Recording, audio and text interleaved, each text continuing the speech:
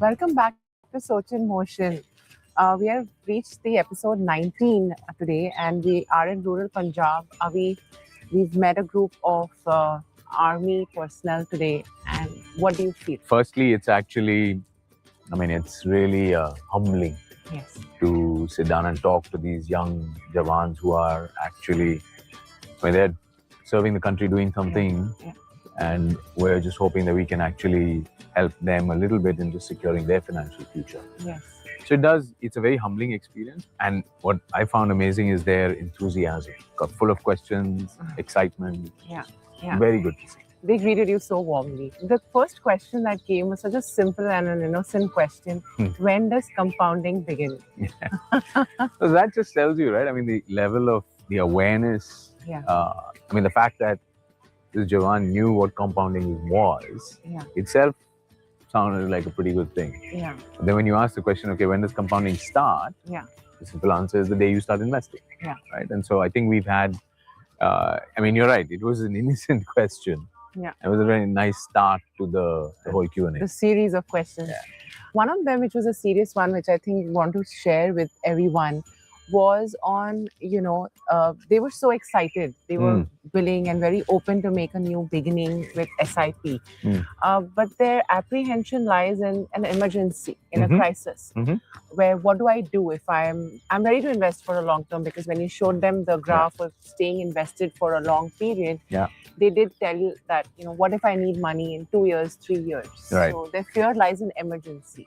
Yeah, I think, to be fair, the question was more not just around what do I do when I have a need or an emergency, but am I going to be penalized to take the money out? Yes.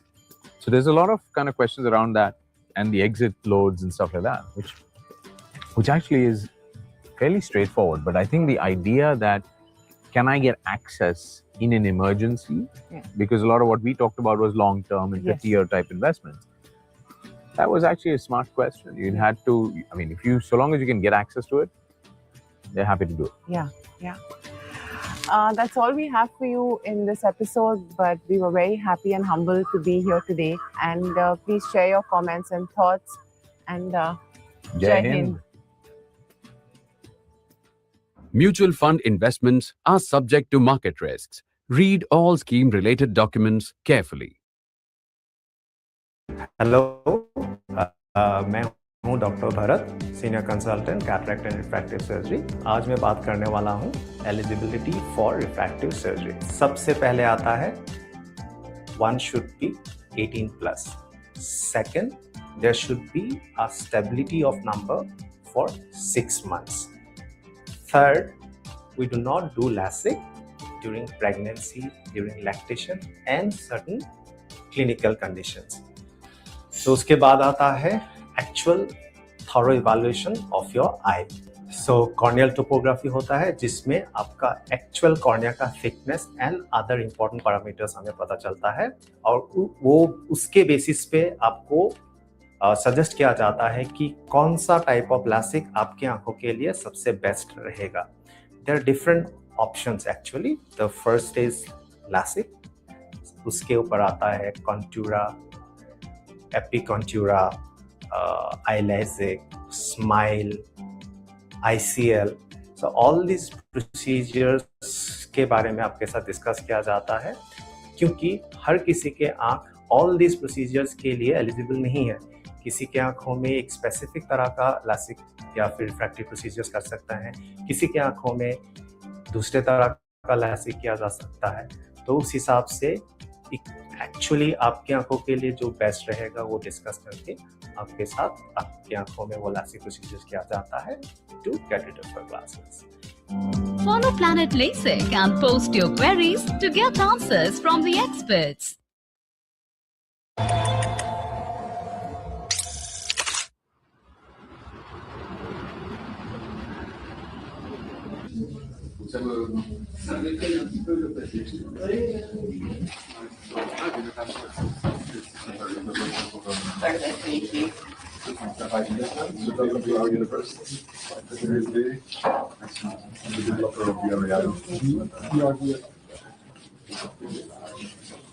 U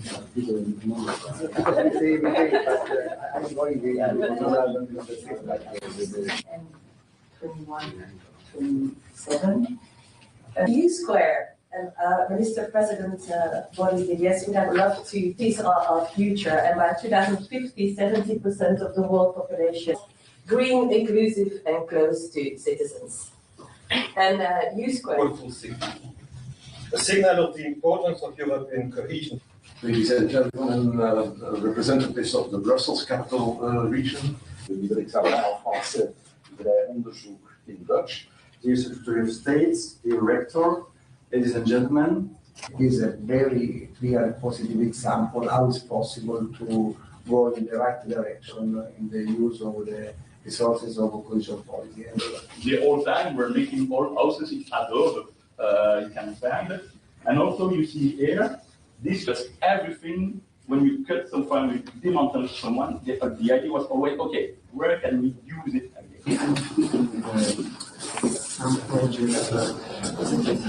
We can also do some seminars, you have some place to chat. So the idea is to be flexible from the public side. We are a little bit like in the window shop, but yeah, why not? Another example of seeing the space like a resource, you need also sociologists, you need also economics, by own writer and things like that. And we just have let's cross, which is the former corridor main entrance of the valley. It's also something we learned. If you want to function, you first have to create the density that can limit the space in between. You can test future is something we see on the both sides of the wall, and it will become student housing, also to give more visibility to the fabric, but also to animate this place, which will become a very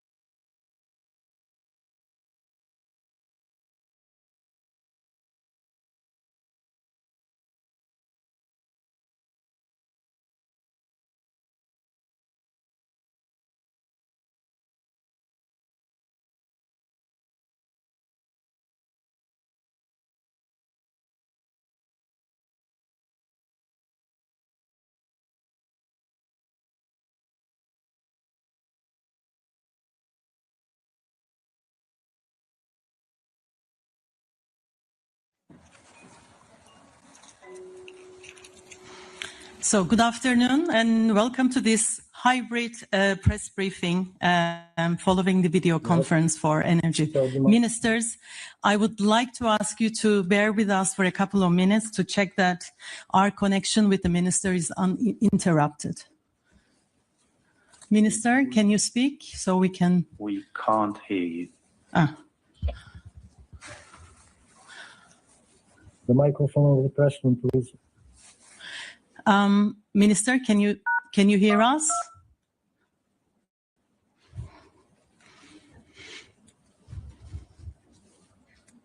Minister, can you hear us? I can, yes. Okay, perfect.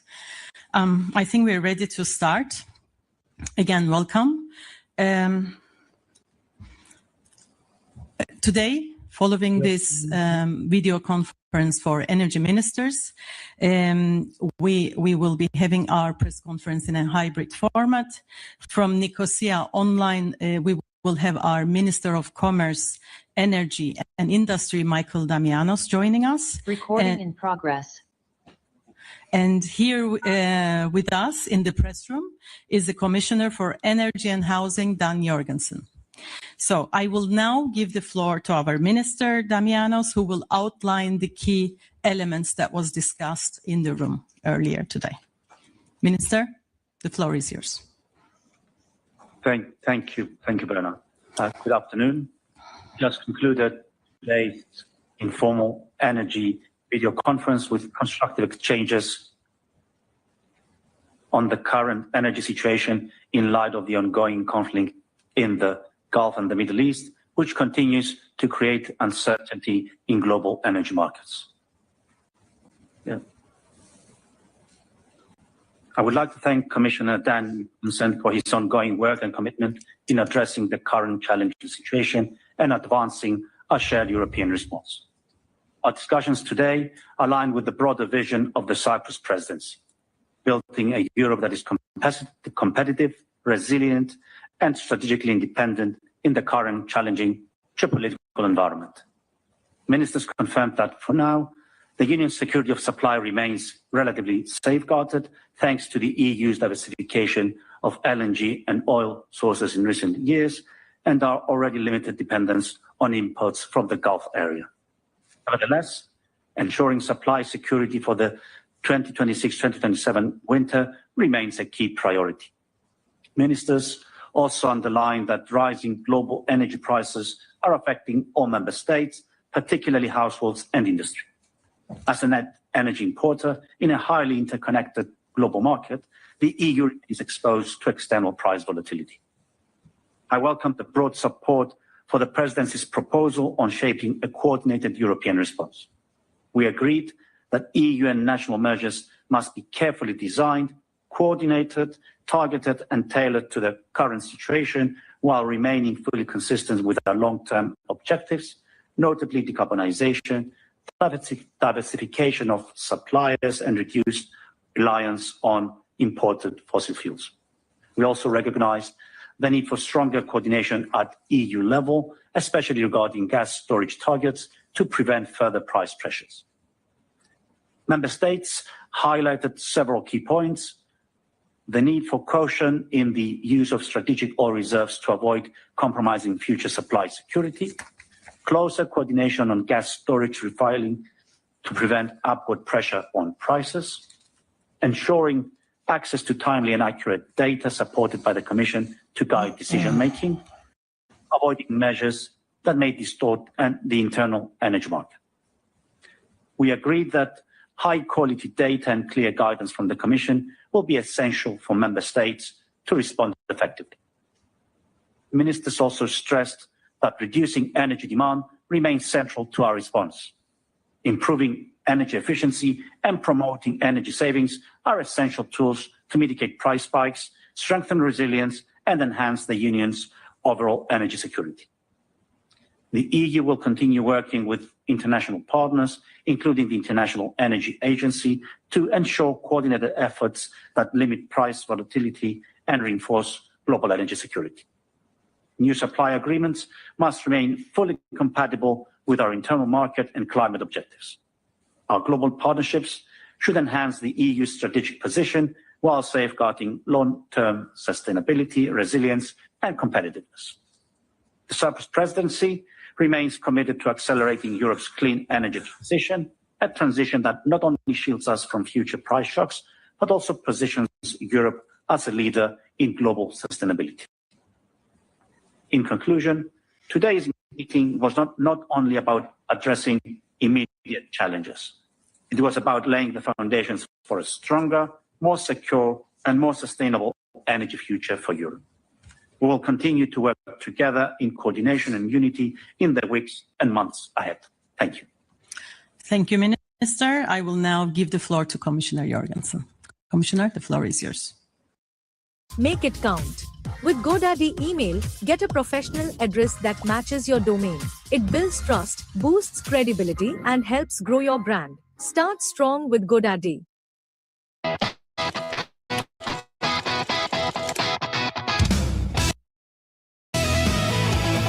Doctors and hospitals handle care, but medical emergency में एक और role है जो उतना ही जरूरी है, health insurance का. That's where Manipal Cigna Health Insurance comes in. And fully loaded products like Manipal Cigna Serva with amazing features that made it Product of the Year 2025. Choose Manipal Cigna Health Insurance. Expert की सुनो, सही चुनो.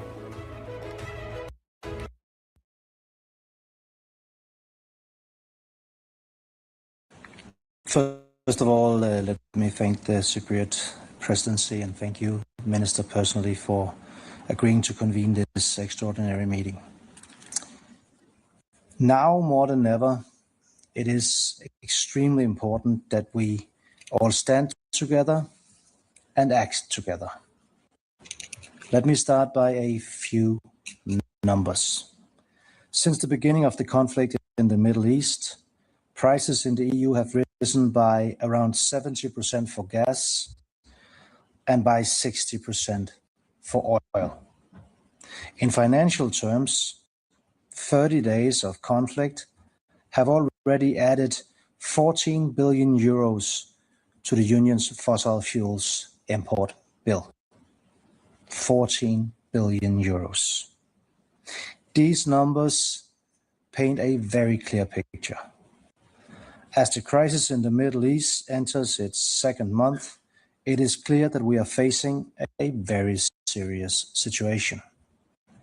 While there are no immediate oil and gas supply shortages in the European Union, we see tightening in certain product markets, notably diesel and jet fuel, as well as increasing constraints in global gas markets and its spillover effect into electricity prices.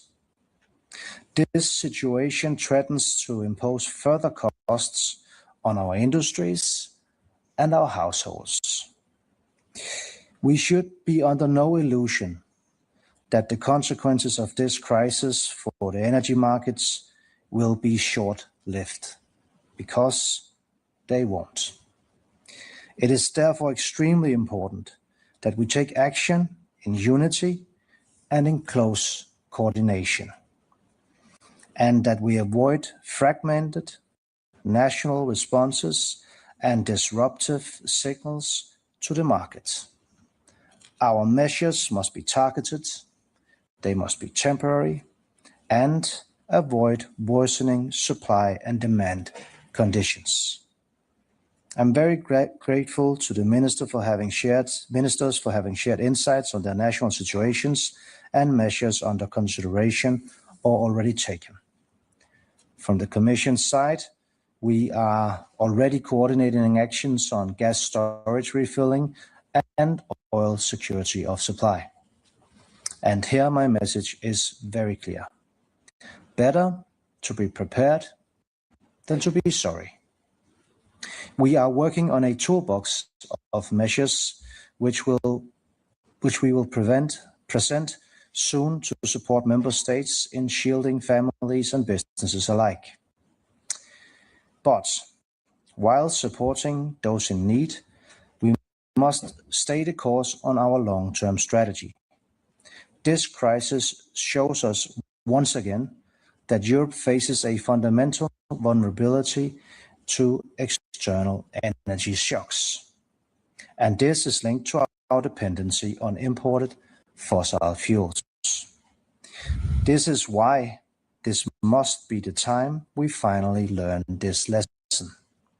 This is why this must be the time we finally turn the tide and truly become energy independent.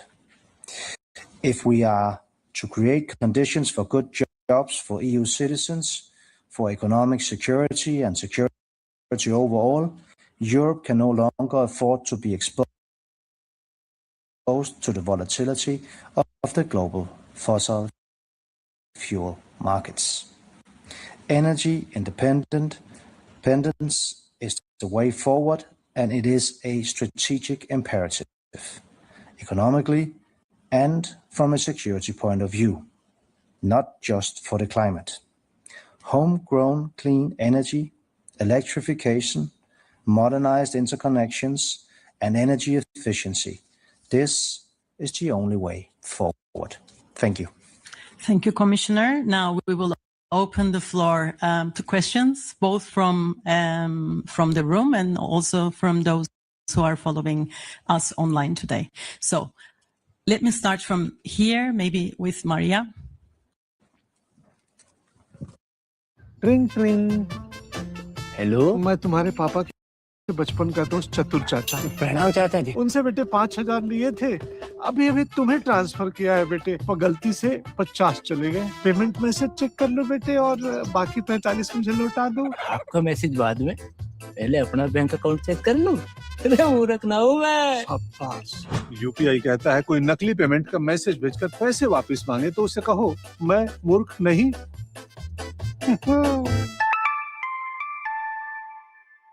जाइए आप भी किसी का test लीजिए। Hello, thanks for the floor, Berna. Maria Psara with Cyprus Public TV, RIC. I have two questions for Commissioner.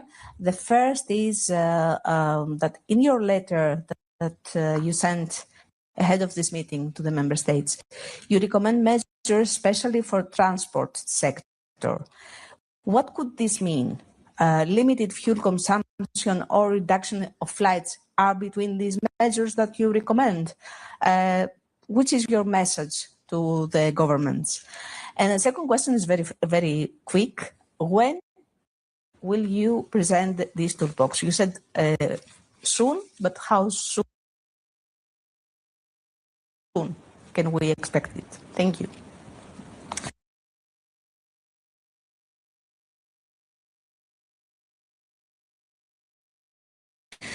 So on the demand reduction measures, there are a lot to be learned from the crisis in 22, but of course there's also the difference that the crisis in 22 were primarily a gas crisis, whereas we now of course are facing a broader range of problems, notably with regards to oil and even more with regards to certain products like jet fuel and diesel.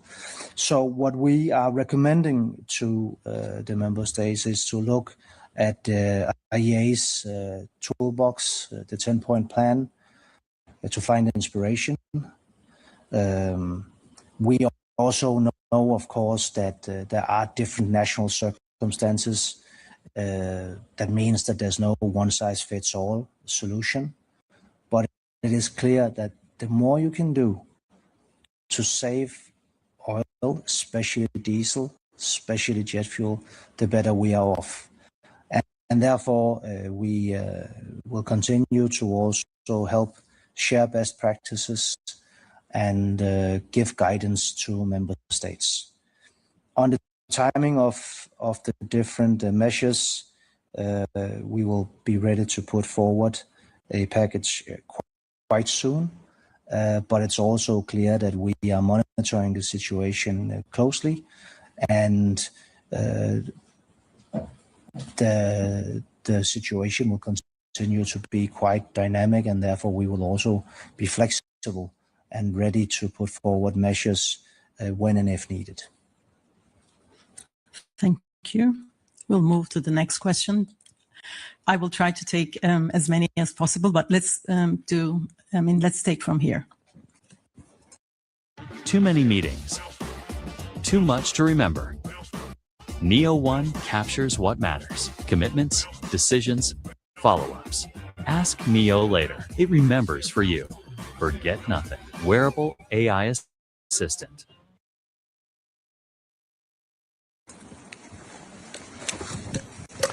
Yes, good afternoon, Mark Beberkorn, Volkskrant. Commissioner, two questions. One is a follow-up on Maria's question, because you mentioned these recommendations to save energy, especially diesel and kerosene. Did the member states agree with this? Are they going to do it? Are they going to, let's say, to coordinate this plan to reduce the demand? And two, you said in your introduction, this crisis and the consequences will not be short-lived. Can you explain this? Why do you think it will take a long time? And could you maybe also say how long? Thanks. Sure. So nobody knows how long the crisis will be. But I think it's very important to underline that it will not be short. Because even if there was a peace tomorrow, there would still be consequences. Because energy infrastructure in the region has been ruined by the war and continuously is being ruined by the war. So obviously we all hope for a peace as soon as possible, but what I find extremely important is to state as clearly as I can that even if that peace is here tomorrow, still we will not go back to normal in a foreseeable future. So on the actual demand reduction actions, the IEA has recommended a 10-point plan, which includes work from home where possible, reduce highway speed limits by at least 10 kilometers, encourage public transport, alternate private car access to roads in large cities in different ways, increase car sharing and adopt efficient driving practices, efficient driving for road commercial vehicles and delivering of goods, and a few others that are equally useful. It's very clear that this is not, of course, something that can be seen as a one-size-fits-all package where we expect all member states to implement all 10 of these demand reduction tools. But it is a very good toolbox, and we very much recommend that every country look at which possibilities they have. Now, of course, I primarily see it as my responsibility to put forward the common European solutions, and this package will be ready to be presented quite soon. There's already things there that member states can use. The citizen energy package that we presented recently can be done to lower prices for citizens and households. We've also put forward recommendations on taxes. Lowering taxes, especially on electricity, would be very timely now.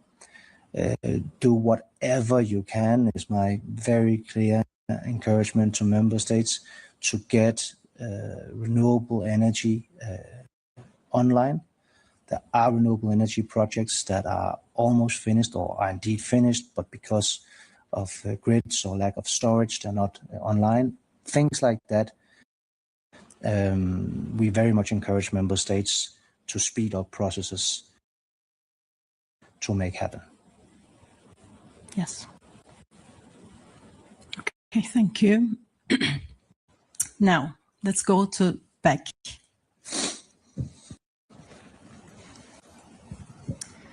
Okay, David Vidueiro, Spanish National Radio. One of the ideas of the letter you sent to the member states was that they should refrain from taking measures that may increase fuel consumption. So in the light of this, could we consider that reducing taxes to fuel, as Spain has made, could be a mistake? Thanks. Well, as I said, there is no one-size-fits-all solution, and I very much, of course, understand that different countries have different circumstances, and it's also clear that we need to be very mindful to help as much as we can our more vulnerable groups. Having said that, I will say that on an overall level, it's obvious that when we are in a situation that might worsen, where indeed demand reduction is necessary, I very much encourage member states to take that into consideration when applying different crisis measures. Thank you. We'll go to Kate.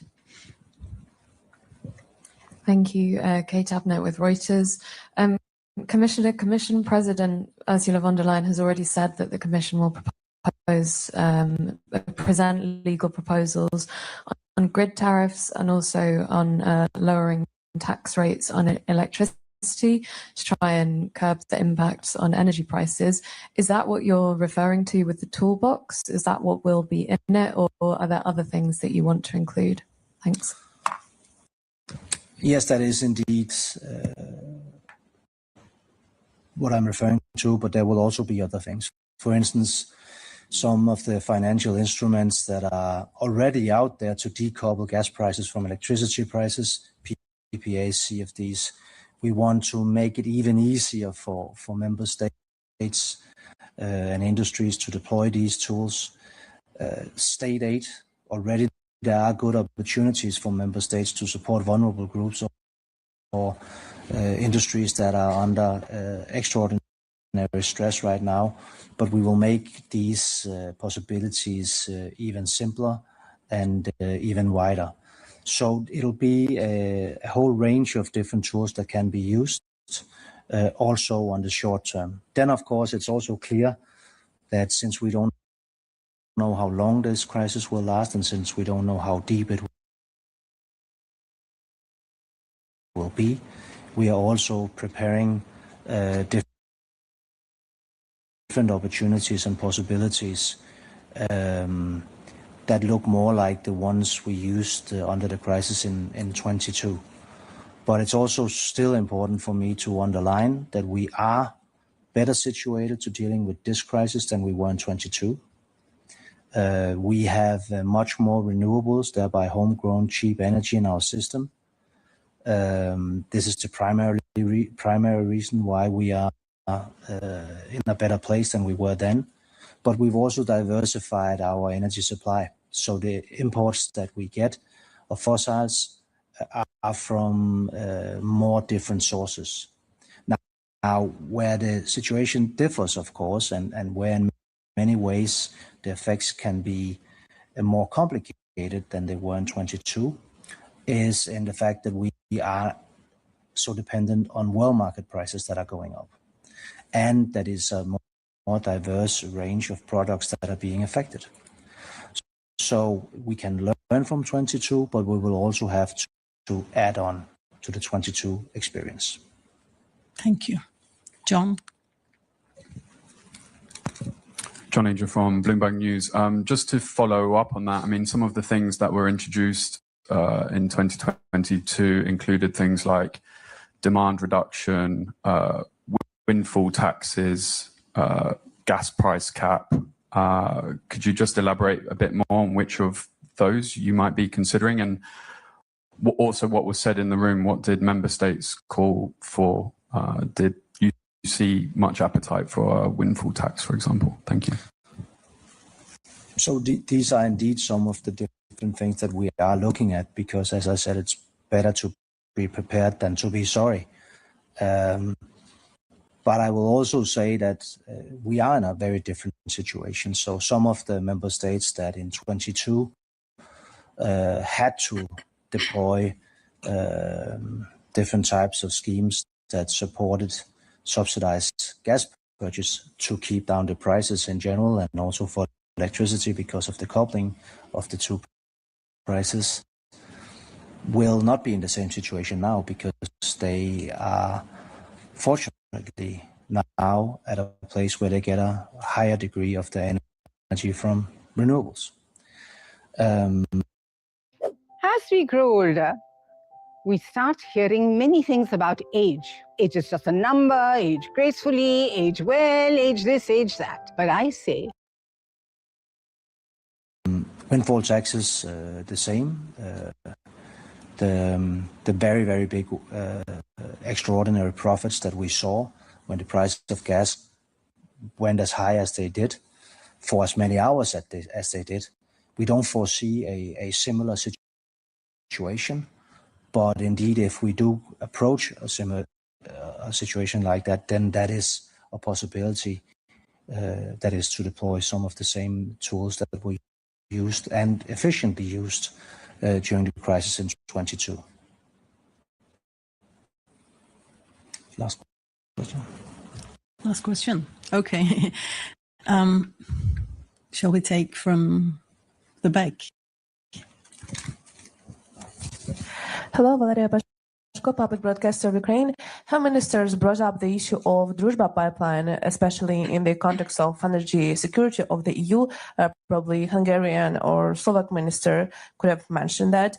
And do you have any updates on the EU mission who is supposed to be in Kyiv or somewhere near the Druzhba pipeline to inspect whether it's damaged or not? Thanks. So we have stated, and President von der Leyen has stated, that we stand ready, of course, to help solve this situation, and we hope it will be resolved. I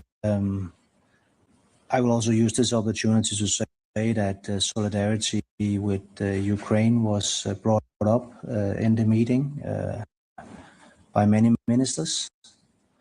It's very clear that when one crisis hits, then you sometimes risk to forget other crises, but Ukraine can stand assured that we will not forget you. And even though member states of the European Union are also struggling and may be struggling even more in the months to come, we are committed to stand side by side with Ukraine and keep helping as much as we can. Of course, the portfolio that I'm responsible for, energy, is one that is very relevant in that regard, since Russia is continuing their terrible attacks on the energy infrastructure of Ukraine, and we help as much as possible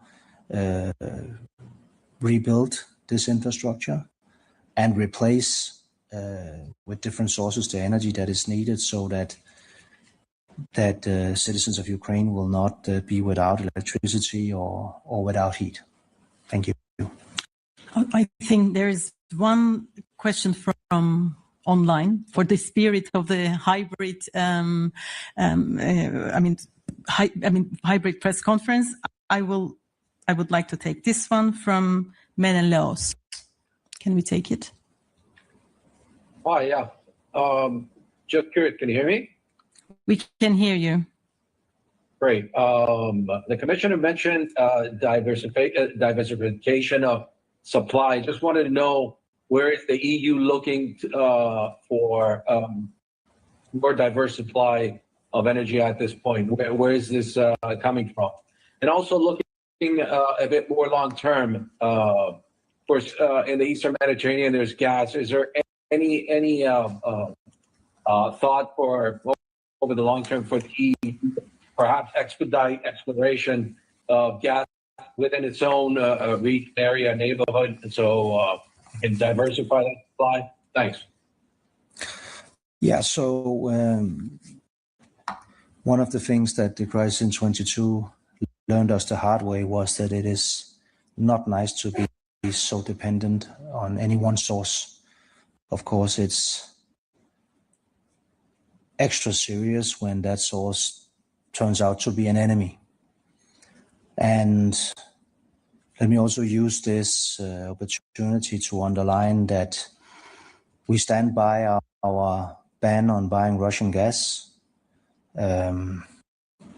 We should never repeat the mistakes of the past, allowing Putin to weaponize energy against us and blackmail member states of the European Union. Just as, of course, it would be totally unacceptable if we in the future kept buying energy that would then indirectly help finance the terrible war that Putin is conducting in Ukraine. Now on diversification, we are in the process of replacing the Russian gas, and we've gone from 45% of our gas being Russian to probably around 10% as we speak now, and that will go down to zero. And the new sources are especially the US. Number one is Norway, as it has always been, almost always been, and then it's the US, and then we have other countries like Azerbaijan, Algeria, Canada, and we're looking into, of course, also smaller producers out there on the world market that we can maybe have even closer connections to. I will say though that this is really a problem that manifests itself in the higher world market prices. So yes, of course, it matters who it is that you import.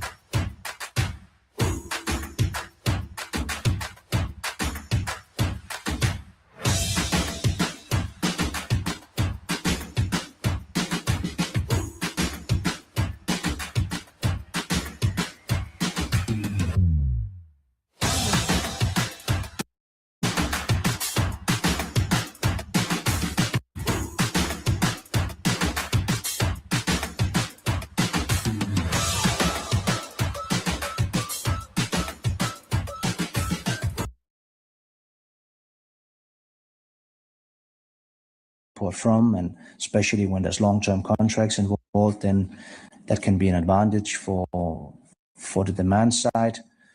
But it is clear that the pressure on the world market really is what constitutes this problem and what makes it so severe. And we're doing everything we can every day to try and limit these negative consequences in Europe. But it is also important to acknowledge and be cognizant that many of our partners and friends around the world are hit much harder. And we want to act in solidarity with, for instance, partners in Asia that are right now struggling not only with prices, but actually with security of supply. So we are also in contact with these partners, and we try and help as much as we can and coordinate as much as we can. And we will continue to monitor this as closely as we can. Thank you. Thank you. Before we conclude, I would like to go back to the minister because he warned me that he wants to include some comments from Nicosia. So, Minister, the floor is yours.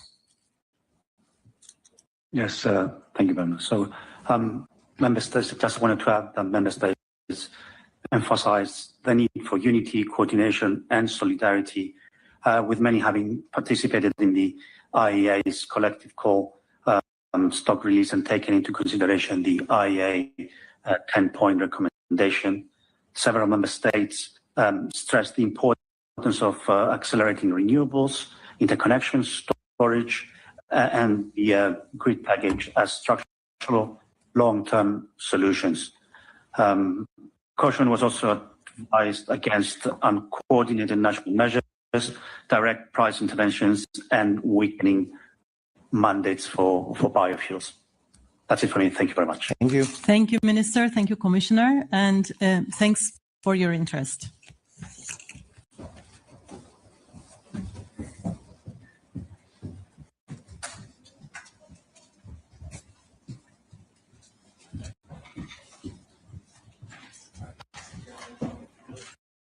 अधिकं ब्याज दरं प्राप्नुत औषधि तथा प्रमुख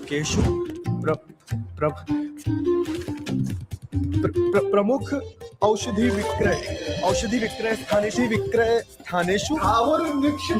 रियायतिम् अपि लभताम्। स्थावर निक्षेपेषु अत्र हस्ताक्षरं कुरु। Hello.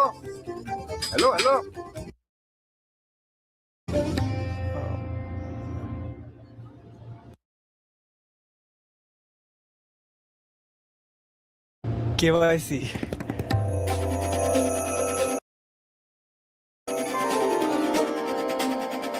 Sir